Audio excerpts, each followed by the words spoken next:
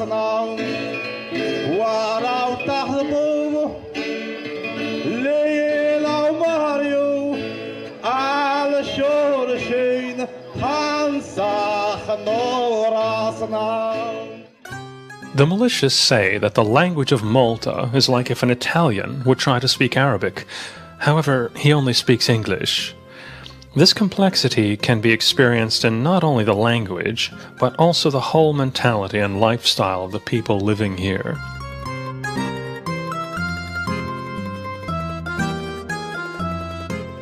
Malta is located in the heart of the Mediterranean Sea, close to the coast of northern Africa and only 1,000 kilometers from Sicily. The archipelago is part of the British Commonwealth, so it's quite obvious that Arabic, Italian, and British and other cultures influenced it. Malta's language basically is related to the Semitic language family, and so is related to Arabic and Hebrew.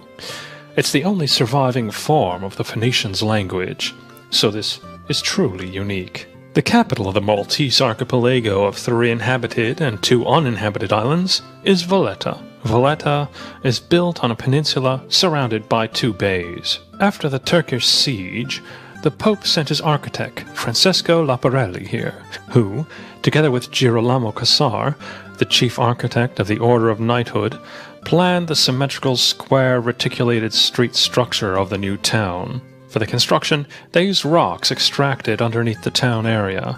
Therefore, today there's a several-kilometer-long tunnel system running under Valletta. The Opera House was bombed during World War II.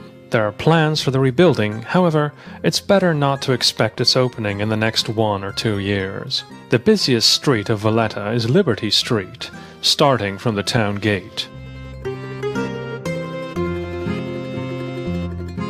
We can recover from the fatigue of sightseeing by sitting on one of the cafe terraces. The most famous is the Cafe Cordina. Behind the cafe, inside the beautiful library, there's an audiovisual exhibition on the history of the St. John.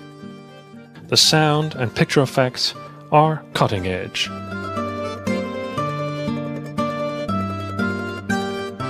The Palace of the Grand Masters lasted 1 decade, starting from 1570. The Renaissance building has been both the master's office and residence. Today, it's a presidential palace and meeting place of the House of Commons. The tables placed on the wall of the inside yard remind us the vistas of the Pope and the Queen.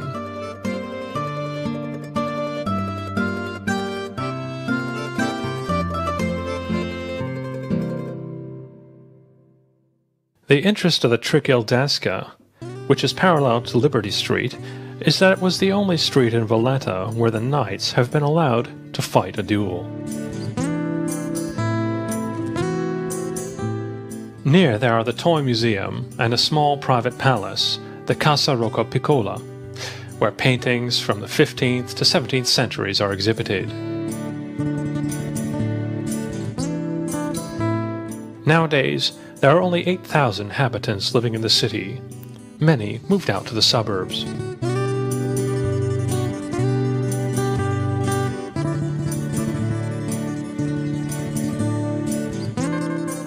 In Valletta, traveling by car is problematic because they drive on the left, and it's hard to find a parking place.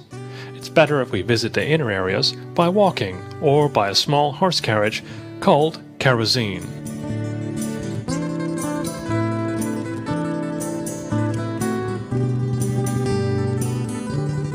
The star-shaped St. Elmo is built on the former place of a watchtower. Some scenes of the Oscar-winning film Gladiator were shot here. Inside, we find a World War museum, converted from the command center of the British Air Defense. Besides others, General Eisenhower's Jeep, named Husky, is guarded here, as well as 3 contemporary airplanes of the Maltese Air Force. Ones even a little interested in military history can spend illuminating hours here.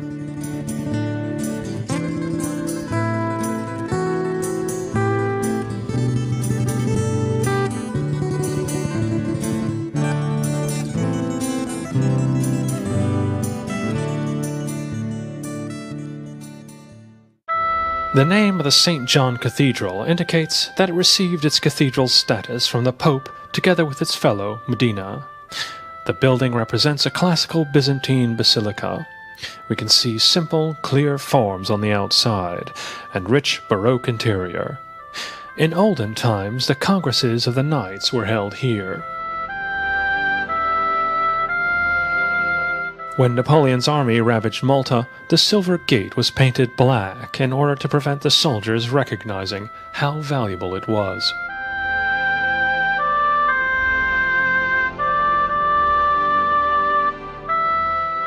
The flooring of the main ship is made from 400 carved, colored, marble gravestones, under which knights rest. 12 Grand Masters are buried here, among them de la Valette, whose coffin was brought over from the triumphal Laodicean temple in the St. John fortress.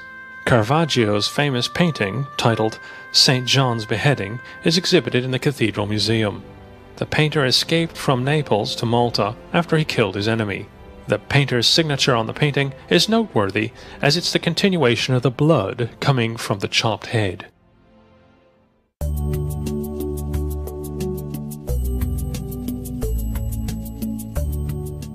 The most typical elements of the local constructions are the overhanging wood balconies which rest side by side like swallows' nests, reminiscent of Arabic traditions.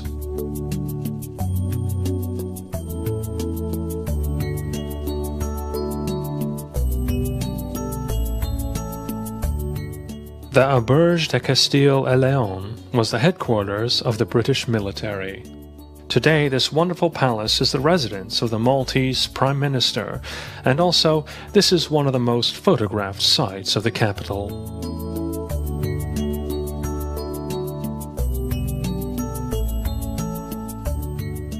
The Upper Baracca Gardens, lying on the top of the almost 50-meter-high castle walls, provide us a fascinating view of the big harbor.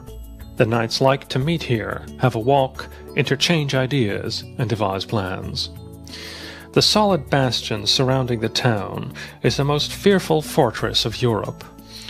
There are 4 bastions defending the town from the continental side, and are intersected with tunnels. The bastions are connected by walls, and here there are also deep moats to strengthen the protection. Either examining from a high-altitude lookout point or from a ship, we can discover why the huge harbor consisting of protected bays was ideal for the knights' ships. They protected it by using the Byzantine method of tightened chains under the water.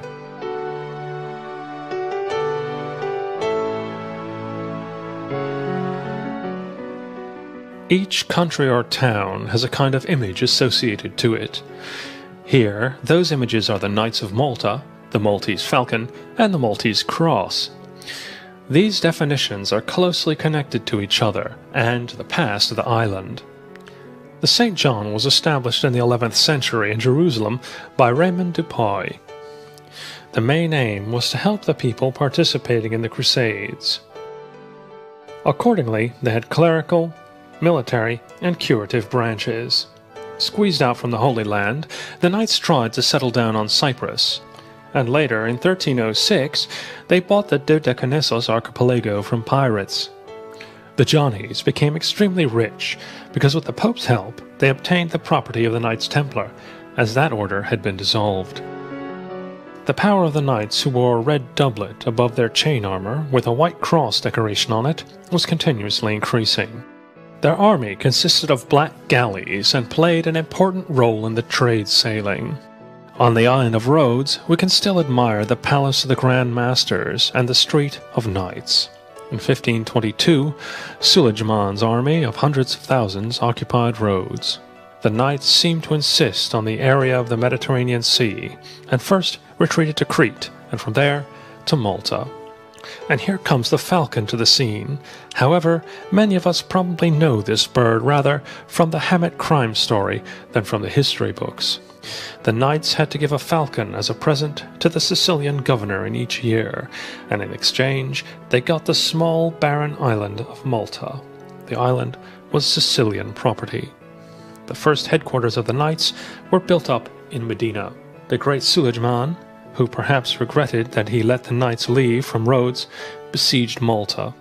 Repelling the attack required great sacrifices, 4 months, and the help of the Sicilian governor. After the victory, they were still afraid of repeated attacks. Therefore, they strengthened the defense of the islands.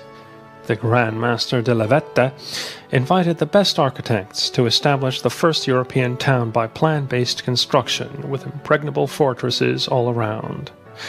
Today, the Knights' headquarters are in Rome, and their embassy is located in Valletta. This is the Cavalier building behind the St. John's Bastion.